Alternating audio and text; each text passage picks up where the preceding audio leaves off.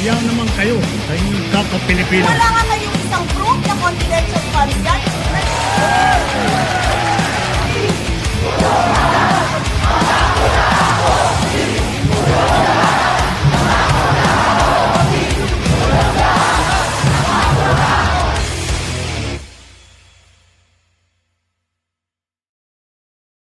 Magandang araw po sa inyo lahat. Ako po si Christian Esquera and welcome po sa ating special Facts First episode ngayong araw po ng Martes. Ngayon po ay May 5. This is a recorded episode pero mamaya meron pa rin po tayong live episode. Don't worry now. We are recording this episode at exactly 2:04 in the afternoon. Ngayong araw, same day po itong episode natin. Ito ba gusto kong pag-usapan kasi meron pong recent survey kung saan lumalabas na mukhang mas nagdidikit itong gap between Vice President Sara Duterte and former Vice President Leni Robredo na ngayon ay mayor ng Naga City. Patungkol po dito sa Presidential Preference Survey for 2028. Dahil alam po natin maraming namimilit dito kay former Vice President Leni Robredo para tumakbo muli sa pagkapangulo. Pero sinabi niya wala raw siyang balak tumakbo for any national position in 2028. Pero nung nakausap natin last time itong yung kanyang kapartido, si Congresswoman Leila de Lima, sabi niya, I think daw niya, ang tingin niya, magdidesisyon itong si Leni Robredo at the right time and in due time, and a big part of that will be decided based on the survey. Kaya importante po ito, no? So, makakasama po natin, siya po yung tagapangulo tsaka tagapamuno nitong Pulse Asia Incorporated kung saan ito po yung survey kung saan nagdidikit po itong gap between Leni Robredo and Sara Duterte. We'd like to welcome again to our program si Professor Ronald Holmes. Magandang araw, Prof. And thank you for joining us again dito sa Facts First. Good afternoon. Good evening. Good evening na lang para nagpapanggap tayo ng gabi to, no? Kahit Hindi ko maliwanag. maisang usapan natin kasi wala yung wala yung isang Ronald, no? Wala mang gugulo. Oo nga. Okay. Pang ibang show lang yun. Okay. Sige, pag-usapan natin to, Prof, no? Yung dito sa survey ninyo, this was Feb 27 to March 2. So lumalabas na si Sara Duterte 51%, Leni Robredo 43%. Unang-una, bakit ba nagkaroon ng ganitong survey? Well, bahagi ito ng aming ulat ng bayan, pero yung mga katanungan ay galing sa isang subscriber. At yung subscriber ay yung opisina ni Senador Juan Miguel Zubiri. So, meron siya mga ipinasok, tawag namin rider questions doon sa survey. Kasi bilang subscriber, maaari kang magdagdag ng katanungan at yung mga katanungan na yun ay naka-embargo hanggang hindi nire-release ng subscriber. Okay, so ito nilabas na ng opisina ni Mig Zubiri. Kaya we can talk about this now, no? Okay. Na-confirma na yung nilabas nila. Kaya kahit ngayong umaga nabalita ko sa mga Senate reporters na pinamigay na ni Senador Zubiri ang mga tables, no? So ano lang, no, para malinaw, ang pangalan ba na binanggit lang dito sa kanyang rider question, ang pinalagay lang niyang pangalan, dalawa? Sara Duterte at Leni Robredo?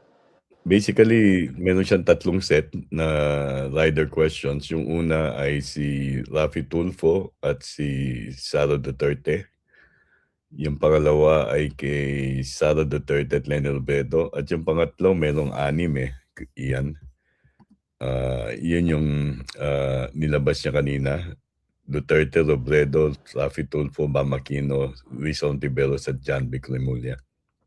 Okay. O sige, isa-isahin natin. No? Dito muna sa yung isang set, yung Sara Duterte at saka Leni Robredo. So 51% itong si Sara Duterte, Leni Robredo 43%. Ano ulit yung margin of error nito? Definitely way beyond the margin of error. Plus or minus 3. Pareho rin ng aming national survey. Okay. So what does this say? 51% si Sara, 43% si Leni Robredo at this time, no? This was conducted Feb 27 to March 2. Ibig sabihin nito ay napakadikit pa rin, no? Kahit nasabihin mong medyo 8 percentage points ang lamang ni Sara Duterte, pag in-apply mo yung plus minus 3 margin of error, maaaring bumaba si Sara ng 48, ang dating vice presidente, maaaring umakyat ng 46. So, dikit na dikit siya. At makikita mo rin, iyan doon sa subnational distribution kung gaano sila kadikit Dito ba Prof covered na ba rito sa survey ninyo yung pag-declare ni Sara Duterte na tatakbo siya for president? Oo, kasi nangyari yun parang early February, I think February 13 or 18. So, almost 2 weeks before the fieldwork. Okay. So yun nga, 'di ba ang conventional wisdom diyan 'pag nag-declare ang isang kandidato, meron yang expected bump, 'di ba? Mm. Pero in the case of Sara Duterte, nagkaroon ba or wala? Wala, pareho ng nabanggit natin dati nung pag-usapan natin yung trust at approval ratings ni BBM at saka ni Sara. Walang paggalaw, eh. Ibig sabihin walang positibong epekto yung maaga niyang pagdedeklara. Aasahan mo na maaaring umakyat pero hindi man gumalaw yung kanyang approval, hindi gumalaw yung kanyang trust rating.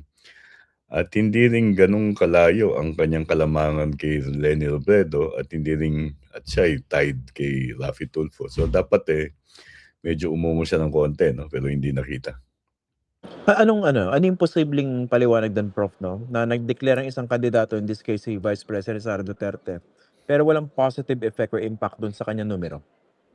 Well, ang isang puwedeng pagpapaliwanag diyan makikita din naman do'n sa numero na yung base niya ay medyo puwede natin sabihin medyo matibay. Yung base niya ay Mindanao, kung saan 9 sa 10 ay bumoboto sa kanya. Yung Visayas, 2 sa 3 ay nagsasabi na kung ginanap yung eleksyon nung panahon ng survey ay boboto siya.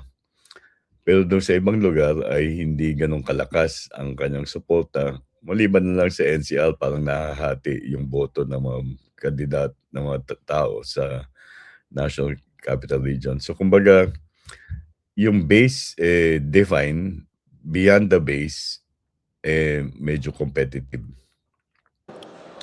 Can this be also read, as something to the effect that medyo nag-peak na yung Vice President or not necessarily? Well, kung sasabihin natin yung base niya ay medyo firm, although hindi ko sasabihin na firm completely 'no, puwede mong i-conclude na nag-peak na siya kasi kinukuha niya yung boto niya do'n sa base niya at hindi siya masyadong malakas lalong-lalo na sa Balance of Luzon kung saan baliktad do'n sa Visayas 'no. 1 sa 3 lang bumoboto sa kanya sa Balance of Luzon. Kung ikukumpara dun sa boto ng dating presidente kung siya'y tatakbong presidente 'no, si Vice Presidente Leni Robredo.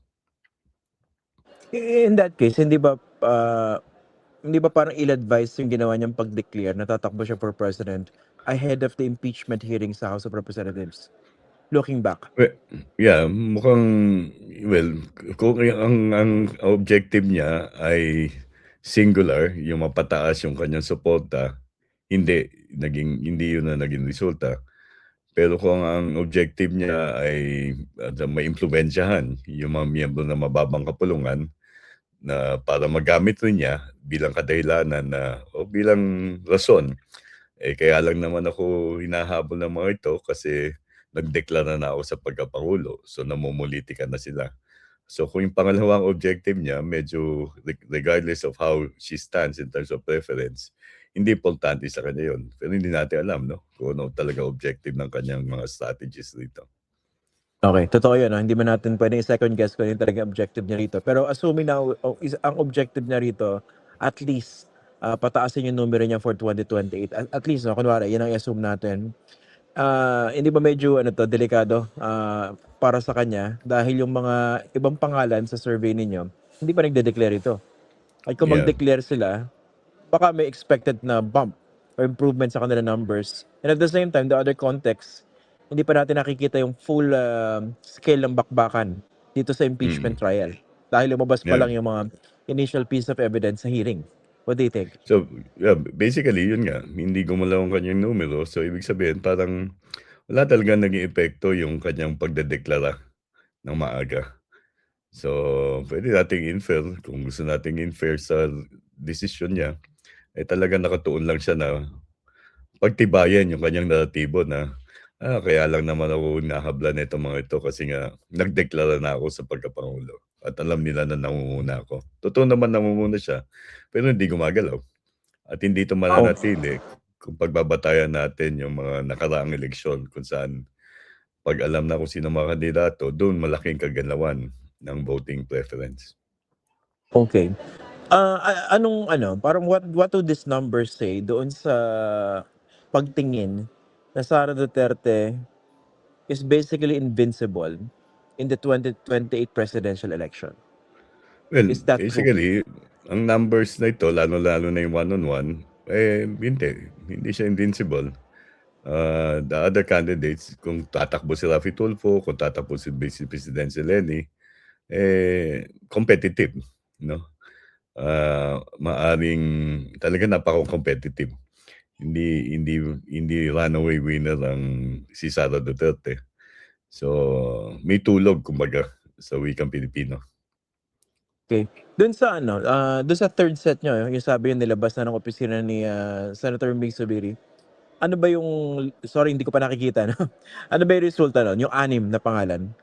Well, doon si Sara ay nangunguna 43%, si VP Leni ay 27%, si Raffy Tulfo ay 19, si Bam Aquino 5, si Risa 2, at si John Vic Remulla ay 1.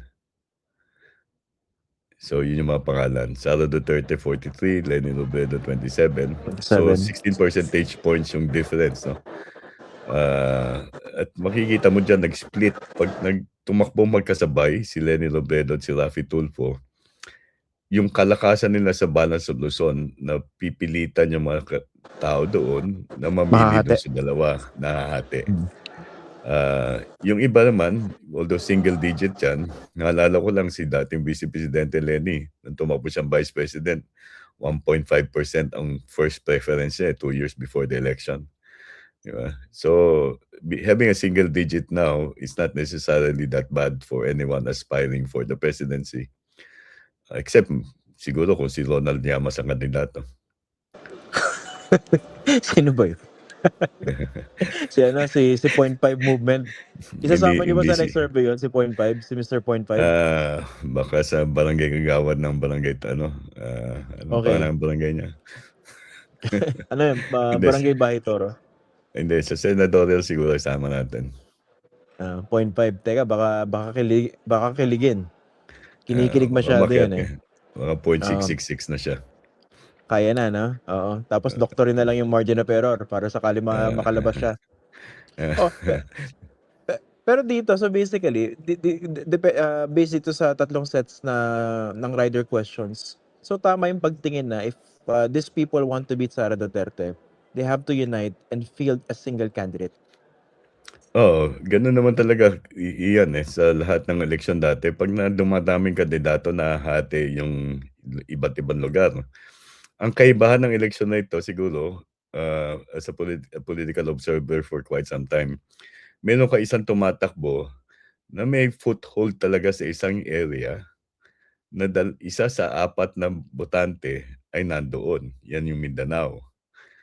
So yun ang kinakailangan pag-aralan mabuti. Kung meron siya isa sa 4, sabihin mo lang isa sa 5, 20% yun eh. So malaki-laking parang handicap ng ibang kandidato. Kinakailangan nilang magpursige doon sa iba pang area na makuha nila yung botante. Yun lang kaibahan kasi wala akong natatandaan na eleksyon na yung yung presidente ganito yung kanyang level of pre-election preference sa isang lugar eh. Yung potensyal na kandidato sa pagka-presidente nang maaga pa lang. So ibig sabihin merong solid base talaga si Sara Duterte at consolidated na yan. Ang tanong para sa makakilalaban sa kanya, kinakailangan mo pa bang pansinin yung lugar na yun o kinakailangan gawin mo mas matibay ang suporta sa'yo doon sa ibang lugar na hindi naman sumusuporta sa kay Sara Duterte. So yun yung basic dilemma or strategic point na dapat i-resolve ng ibang kandidato. Yung iniisip ko, Prof, no? So ibig sabihin, mukha ba lumalabas base rito sa 3 sets of rider questions? Ang paglalabanan dito ng matindi balance of Luzon, Metro Manila, and to a certain extent Visayas if you want to beat Sara Duterte. Yung kung sa Visayas, ang ano mo dyan urban natural area sa Visayas. Sa Mindanao din meron ka rin mga areas na maaari mong puntahan. Sa akin, pananaw ko sa ibang eleksyon, nakikita ko sa datos, yung urban areas sa Mindanao, medyo magalaw rin siya, eh. So, except for example, maaaring hindi Davao City. So, ang Visayas, 'di ba, iyan nahahati na sa 4 na rehiyon 'yan, eh. So, yung Western Visayas alam natin ay malaki ang suporta ng, liberal diyaan. Yung Eastern medyo hati, yung Central, in the urban areas malakas si Duterte, nanalo yung kanilang kandidato sa pagkagobernador. Pero yung Negros Island region nahahati yun, eh, dalawang probinsya yun, 'di ba? Malakas sa Oriental pero mahina sa Occidental ang mga Duterte. So, dapat strategic kung lalaban sila Raffy Tulfo, si Bam Aquino, si Risa, or si Leni Robredo for that matter. Prof, would it make sense kung parehong mataas si Raffy at saka si Leni if they were to go head-to-head respectively against Sara Duterte? Would it make sense na mag-tandem sila against Sara Duterte for 2028? Let's say Robredo, Raffy Tulfo. Well, makakatulong sa kanila kasi kung ang concentration ng support nila nasa Balas of Luzon, pag nagsama sila, masisigurado nila makukuha nila yung karamihan ng Balas of Luzon kung talagang ang kanilang messaging ay mag-a-appeal dun sa area na yun. Kasi ngayon sa Balas of Luzon, 2 out of 3 bumoboto kay Raffy sa one-on-one, 2 out of 3 bumoboto kay Leni Robredo sa one-on-one. So pag magsama sila, mako-consolidate yun, di ba?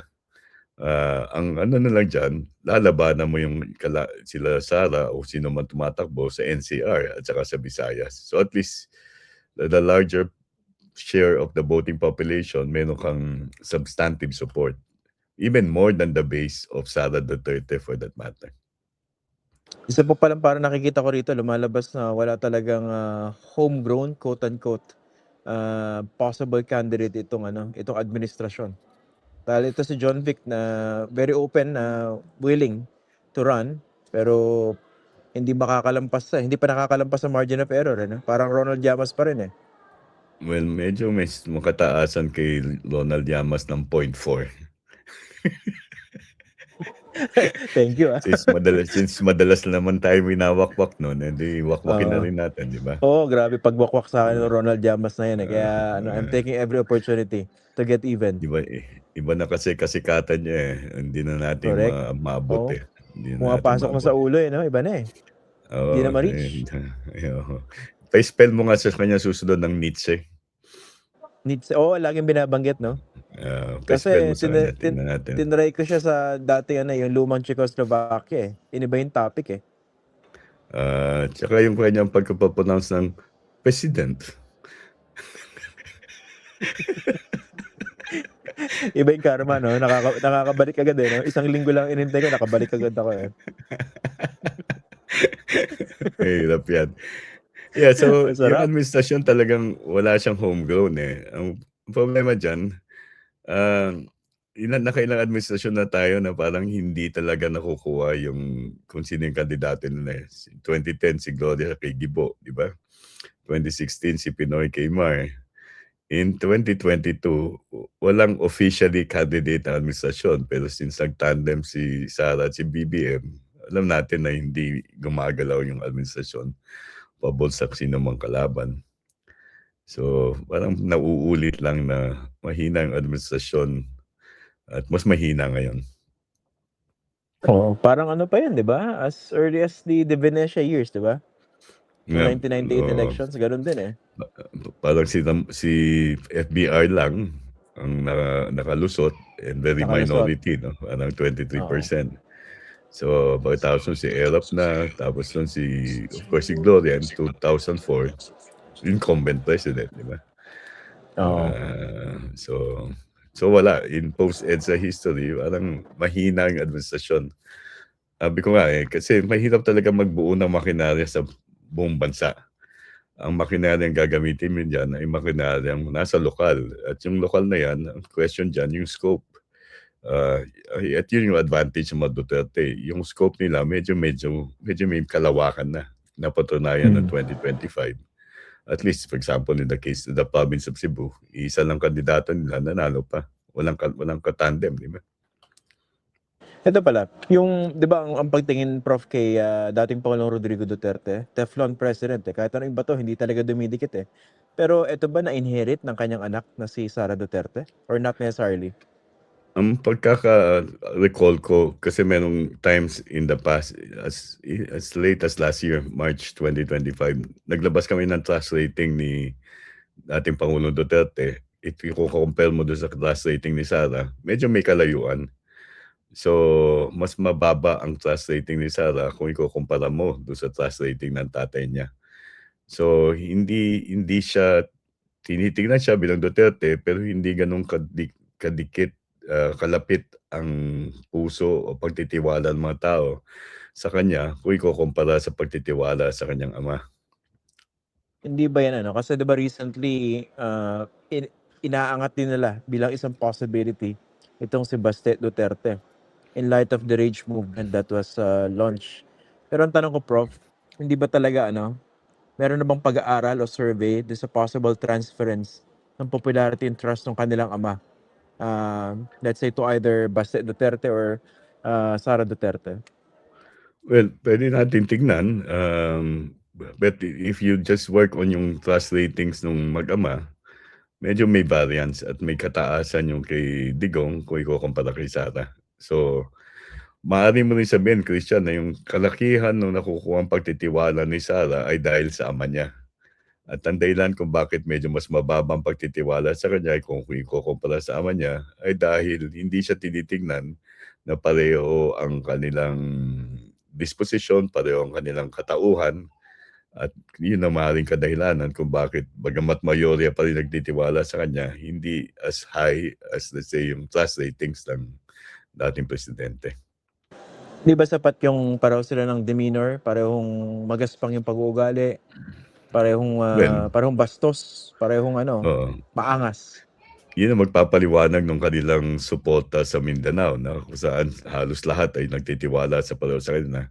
Pero kung nag-a-appeal yun sa ibang areas, hindi gano'n kalaki ang nakikita nating koneksyon ng mamamayan, lalong-lalo sa Balas of Luzon kay Sara Duterte. Kung ikukumpara natin, let's say dun sa approval trust rating ng dating Pangulo sa parehong area. So directly on the question of may transference, oo, meron kay Sara Duterte. At maaaring yun ang dahilan kung bakit mayorya nagtitiwala sa kanya sa harap ng iba't ibang issue na kanyang kinakaharap at ayaw sagutin. Okay, so talagang balik pa rin sa brand, no? Kahit anong Oo. sabihin mo, dun pa rin sila sa brand. Prof, Nga. finally, may nagpapalutang ng pangalan ni, dating presidential candidate Marojas. Ang nagpapalutang ito si Edgar Erice. What do you think of this, idea? Well, maaari nating sabihin na, pwede natin ipasok sa survey yan. Pero, medyo may katagalan nang wala sa limelight si former Senator Marojas, no? So, kung talagang pareho yung sasabihin ko, kunyari kung talagang papatakbuhin si Leni Robredo, kinakailangan magdesisyon na siya ngayon.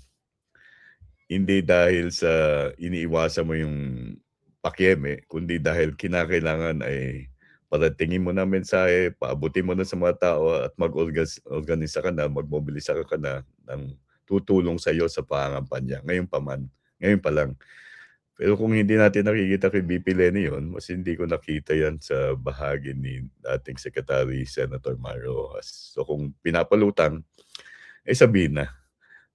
Parang advisor niya yata ay si Tocayo So pabayaan natin tingnan kung tanungin mo si Tocayo kung anong advice niya kay Mar.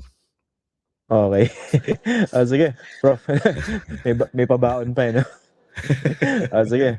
Prof. Ronnie Holmes, Okay. maraming salamat for Sige, joining us maraming today, salamat for joining din us tonight. yan. Thank you very much. Ingat. Thank you. Bye. Okay. Ayun. Okay. Sige, maraming salamat po, guys, no? So, yan na po muna. Meron po tayong mga susunod na episodes for today. So, ako po si Christian Esguera. Magandang gabi po sa inyong lahat.